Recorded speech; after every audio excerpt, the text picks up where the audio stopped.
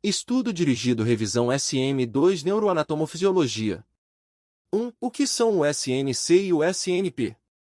O sistema nervoso central SNC é composto pelo cérebro, cerebelo, tronco encefálico e medula espinhal. Ele é responsável por processar informações sensoriais, integrar essas informações, coordenar as respostas motoras, além de regular funções vitais como respiração, batimentos cardíacos e controle da temperatura corporal. O SNC é o centro de controle do corpo humano. O sistema nervoso periférico SNP é formado pelos nervos que conectam o SNC aos órgãos músculos. Ele se divide em dois principais componentes. Sistema nervoso somático responsável pelas funções voluntárias, como os movimentos musculares. Sistema nervoso autônomo SNA regula funções involuntárias, como a respiração, frequência cardíaca e digestão, sendo subdividido em simpático e parasimpático. 2. O que são neuroníons? Neuroníons são células especializadas do sistema nervoso responsáveis pela condução de impulsos elétricos, que permitem a comunicação entre diferentes partes do corpo. Eles são os elementos fundamentais que compõem o sistema nervoso, tanto no cérebro quanto na medula espinhal, e desempenham um papel crucial na percepção sensorial, no controle motor e no processamento cognitivo. Um neurônio típico é composto por três partes principais: o corpo celular, os dendritos e o axônio. O corpo celular contém o núcleo da célula e é responsável pela manutenção da célula e pelo processamento das informações recebidas. Os dendritos são extensões ramificadas que recebem sinais de outros neuroníons ou de células sensoriais. O axônio é uma extensão longa e fina que transmite impulsos elétricos do corpo celular para outras células, como outros neuroníons, músculos ou glândulas.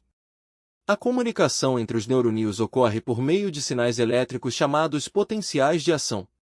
Quando um neurônio recebe um estímulo, esse impulso elétrico viaja ao longo do axônio até a sinapse, que é a junção entre dois neuroníons.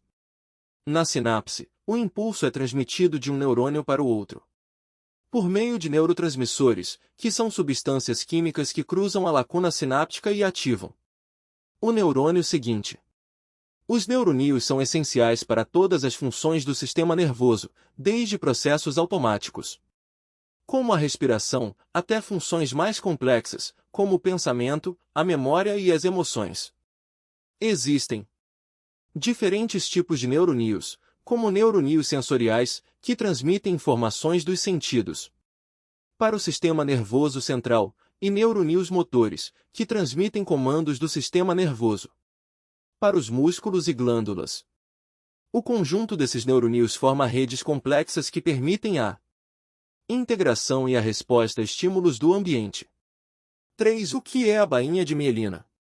A bainha de mielina é uma camada isolante formada por lipídios e proteínas que envolve os axônios dos neuroníons, produzida pelas células de Cevan no sistema nervoso periférico e pelos oligodendrócitos no sistema nervoso central.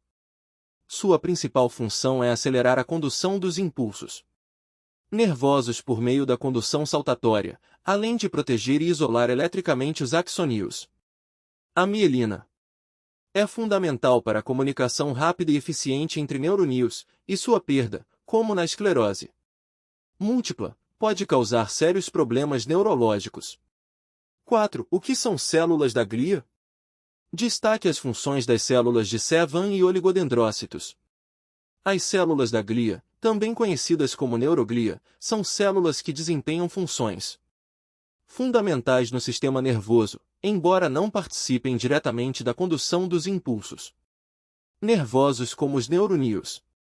Sua principal função é dar suporte, proteção, nutrição e manutenção funcional aos neuroníons, além de regular o ambiente extracelular e participar da resposta imune do sistema nervoso. Elas estão presentes tanto no sistema nervoso central SNC quanto no sistema nervoso periférico SNP, com diferentes tipos e funções em cada região. Dentre as várias células da glia, duas se destacam por sua função relacionada à formação da bainha de mielina, estrutura que reveste os axonídeos e aumenta a velocidade da condução dos impulsos nervosos. As células de Severn e os oligodendrócitos. As células de Severn atuam no sistema nervoso periférico. Elas envolvem os axonídeos dos neuronídeos e produzem a bainha de mielina, permitindo que os impulsos nervosos sejam conduzidos de forma rápida e eficiente. Além disso, essas células têm um papel importante na regeneração de nervos periféricos após lesões, auxiliando na remoção de resíduos celulares e na liberação de fatores de crescimento que estimulam o reparo axonal. Cada célula de Severn mieliniza um único segmento de axonídeo. Já os oligodendrócitos são células da glia presentes no sistema nervoso central e também são responsáveis pela produção da bainha de mielina, mas com uma diferença importante: cada oligodendrócito pode mielinizar múltiplos axonídeos ao mesmo tempo, formando ramificações que se conectam a diferentes segmentos axonais. Eles são essenciais para a integridade e o funcionamento adequado do SNC, e sua destruição está associada a doenças desmielinizantes, como a esclerose múltipla, que compromete a condução dos sinais elétricos entre os neuronídeos. 5. O que são neuronídeos sensoriais e motores? Diferencia a via aferente e eferente. Os neuronídeos sensoriais são responsáveis por transmitir informações do corpo para o sistema nervoso central SNC, permitindo a percepção de estímulos externos como calor, frio, dor, etc. e internos, como a sensação de pressão ou contração muscular. Esses neuronídeos fazem parte da via aferente, que é a via que leva informações sensoriais do corpo para o SNC. Os neuronídeos motores, por outro lado, transmitem comandos do SNC para os músculos e glândulas, permitindo a execução de movimentos voluntários e o controle de funções automáticas. Eles fazem parte da via eferente, que é a via que leva as informações do SNC para os órgãos-alvo. 6. O que são neurotransmissores pré-ganglionar e pós-ganglionar do sistema simpático e parasimpático? O sistema nervoso simpático e o parasimpático fazem parte do sistema nervoso autônomo e têm ações antagônicas. Os neurotransmissores que agem nas conexões entre os neuronídeos do sistema simpático e parasimpático podem ser classificados em pré-ganglionares e pós-ganglionares. Sistema simpático. O pré-ganglionar neurotransmissor utilizado é a acetilcolina, que age sobre os receptores nicotínicos nos gânglios simpáticos. O pós-ganglionar neurotransmissor é noradrenalina ou norepinefrina, que age sobre os receptores adrenérgicos nos órgãos-alvo. Sistema parasimpático. O pré-ganglionar também utiliza acetilcolina, que age sobre os receptores nicotínicos nos gânglios parasimpáticos. O pós-ganglionar neurotransmissor utilizado é a acetilcolina, que age sobre os receptores muscarínicos nos órgãos-alvo. A ativação do sistema nervoso simpático prepara o organismo para situações de estresse ou emergência, conhecidas como resposta de luta ou fuga. Nesse estado, há aumento da frequência cardíaca e da força das contrações do coração, dilatação dos brônquios para facilitar a respiração, dilatação das pupilas para melhorar a visão, e liberação de glicose pelo fígado para fornecer energia rápida.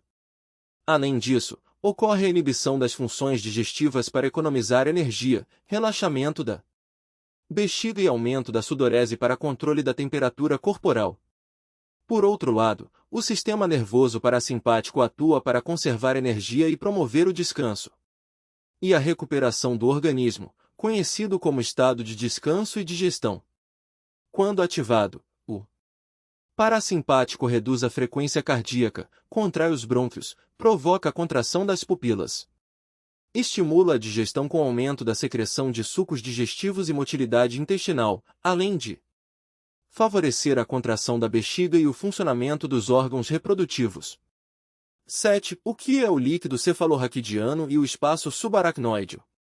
O líquido cefalorraquidiano LCR é um fluido claro e transparente que circula ao redor do cérebro e Da medula espinhal. Sua principal função é proteger o sistema nervoso central contra impactos e lesões mecânicas, além de atuar como um amortecedor, permitindo que o cérebro flutue dentro da cavidade craniana. O LCR também tem a função de nutrir o cérebro, fornecendo substâncias essenciais para a manutenção de suas células e remover resíduos metabólicos, auxiliando na manutenção do ambiente interno adequado para o funcionamento do sistema nervoso. O LCR é produzido nos ventrículos cerebrais, que são cavidades no cérebro, especificamente nos ventrículos laterais, no terceiro ventrículo e no quarto ventrículo. A produção ocorre no plexo coroide, uma rede de vasos sanguíneos localizados nesses ventrículos. A partir da produção, o LCR circula através do sistema ventricular, passando pelos ventrículos do cérebro e fluindo para o espaço subaracnoide, que é o espaço entre duas das camadas das meninges, as membranas que envolvem o sistema nervoso central. O espaço subaracnoide é a área entre as meninges aracnoide e pia mater, duas das camadas das meninges que envolvem o cérebro e a medula espinhal. Nesse espaço, o LCR circula, protegendo as estruturas neurais e mantendo a pressão dentro do crânio estável. O fluido envolve também as raízes dos nervos espinhais e os vasos sanguíneos que fornecem oxigênio e nutrientes ao sistema nervoso. Além disso, o espaço subaracnoide é essencial para a absorção do LCR pela corrente sanguínea, em áreas chamadas de granulações aracnoides, localizadas na parte superior do cérebro. Esse processo de reabsorção é fundamental para manter o equilíbrio do LCR e evitar o acúmulo excessivo, que pode resultar em condições como a hidrocefalia.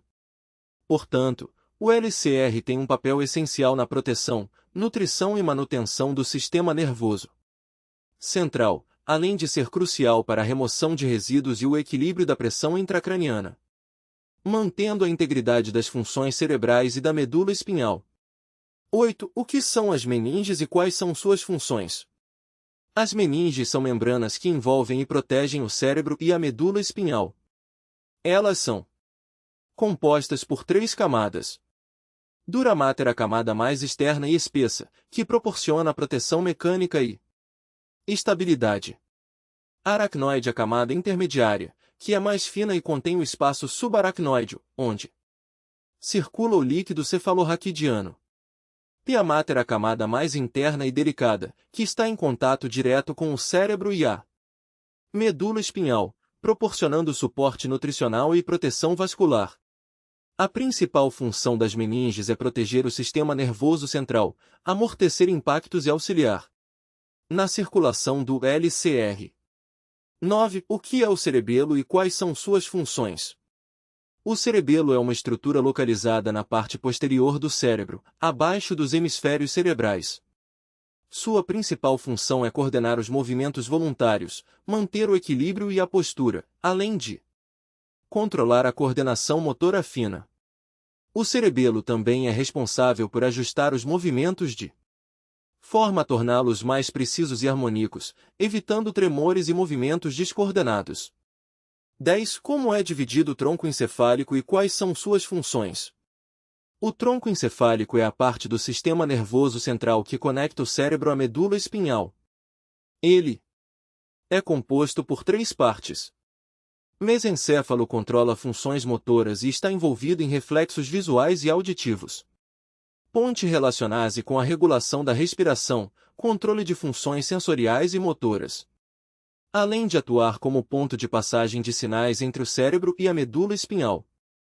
Bulbo raquidiano regula funções vitais, como respiração, frequência cardíaca, pressão arterial e reflexos como tosse, espirros e deglutição. O tronco encefálico é fundamental para a manutenção de funções vitais e o controle de reflexos automáticos. 11. Quais são os lobos cerebrais e quais são suas funções? O cérebro humano é dividido em 4 lobos cerebrais, cada um com funções específicas. Lobo frontal está relacionado ao controle motor, planejamento, tomada de decisões, controle emocional, resolução de problemas e linguagem. Lobo parietal responsável pelo processamento de informações sensoriais, como o tato, temperatura, dor e posição do corpo, além de coordenar a percepção espacial. Lobo temporal associado ao processamento auditivo, memória e reconhecimento de objetos e rostos. Também está envolvido em funções emocionais e linguísticas. Lobo occipital sua principal função é o processamento da informação visual, sendo responsável pela percepção de cores, formas e movimento. 12. Qual é a função do hipotálamo? O hipotálamo é uma pequena região do cérebro localizada abaixo do tálamo e acima da hipófise, desempenhando um papel central na regulação da homeostasia do organismo. Ele atua como um importante centro integrador, controlando diversas funções vitais que mantêm o equilíbrio interno do corpo. Entre suas principais funções estão regulação da temperatura corporal, mantendo o corpo em uma faixa térmica ideal. Controle da sede e fome, regulando o apetite e o balanço hídrico. Controle do sono e vigília, participando dos ritmos circadianos.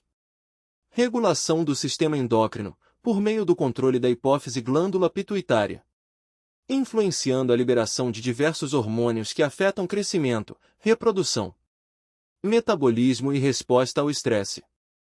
Controle do sistema nervoso autônomo, influenciando funções involuntárias como pressão arterial, frequência cardíaca e digestão. Participação na resposta emocional e comportamental, integrando sinais do sistema nervoso e hormonal. 13. O que são o endoderma, mesoderma e ectoderma e quais estruturas eles formam? Durante o desenvolvimento embrionário, o embrião passa por um processo de gastrulação, formando 3 camadas germinativas. Endoderma, a camada mais interna, que dará origem a órgãos internos, como o trato gastrointestinal, fígado, pâncreas, pulmões e bexiga. Mesoderma, a camada intermediária, que formará o sistema muscular, os ossos, os vasos sanguíneos, o sistema urinário e parte do sistema reprodutor. Ectoderma, a camada mais externa, que originará o sistema nervoso, cérebro, medula espinhal, nervos e a pele, epiderme, cabelo, unhas. O sistema nervoso começa a se formar nas primeiras semanas de gestação, durante o processo de neurogênese. Inicialmente, na gastrulação aproximadamente 3 semanas, o ectoderma, camada externa do embrião, se diferencia para formar a neuroplaca.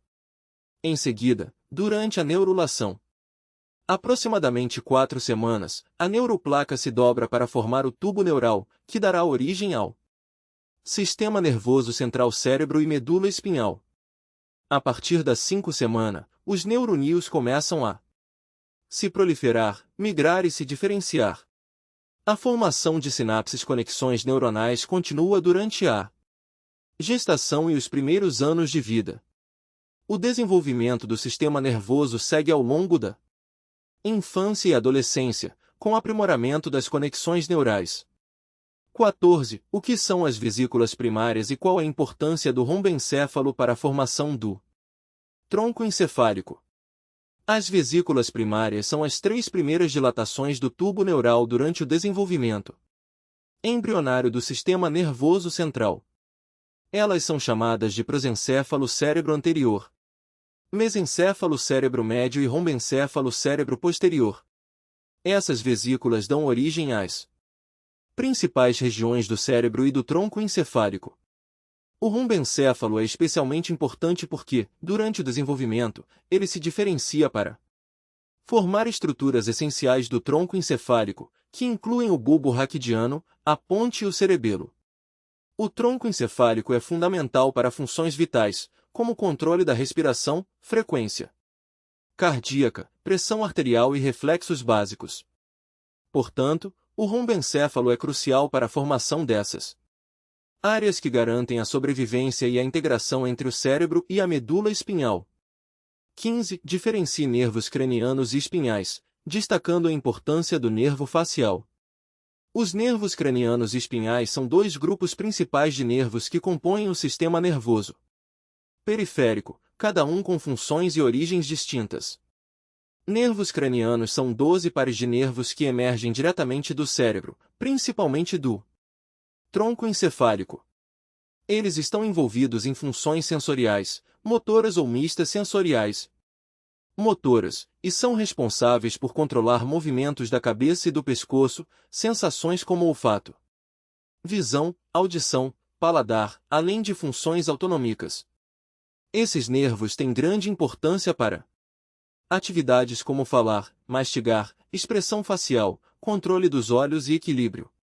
Nervos espinhais, por sua vez, surgem da medula espinhal e são responsáveis pela inervação motora e sensitiva do restante do corpo, principalmente do tronco e dos membros. Eles conduzem informações entre o sistema nervoso central e as regiões periféricas, controlando movimentos voluntários, transmitindo sensações como tato, dor e temperatura. O nervo facial, sétimo nervo craniano, é especialmente importante porque controla a musculatura da expressão facial, permitindo que realizemos movimentos como sorrir, franzir a testa e fechar os olhos. Além disso, ele é responsável pela sensibilidade gustativa nos 2/3 anteriores da língua e contribui para a inervação de glândulas salivares e lacrimais, influenciando a produção de saliva e lágrimas. Lesões no nervo facial podem levar à paralisia facial, comprometendo a expressão e funções essenciais.